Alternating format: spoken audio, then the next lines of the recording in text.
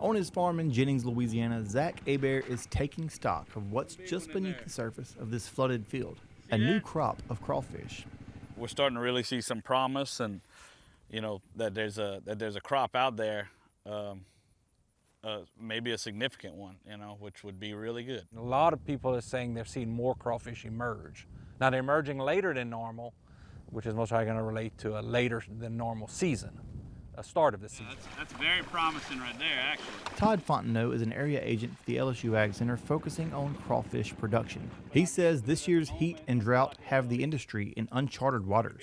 There's just a lot of unknowns this year with those extreme temperatures we had, exactly what that may have done to reproduction, first of all, and their survival. Our biggest concern was that with that heat and the dryness, we were going to start losing crawfish in the ground. They were drained for harvest and drained awfully fast, faster than normal because of no rainfall. Went through the harvest with no rainfall and continued into the fall without any rainfall.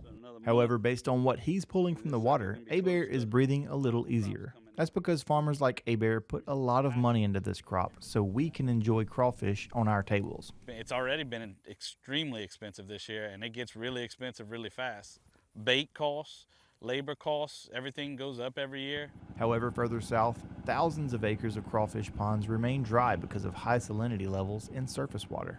Any waterways that were associated with the intercoastal canal had increased salinity.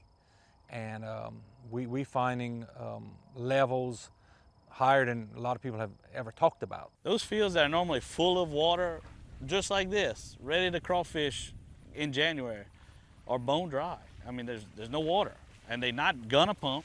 They're not gonna take the deep water. They have nothing to do. So I don't see how we're not gonna see a significant drop in volume industry-wide. In Jennings, Louisiana, I'm Karl Wiggers for This Week in Louisiana Agriculture.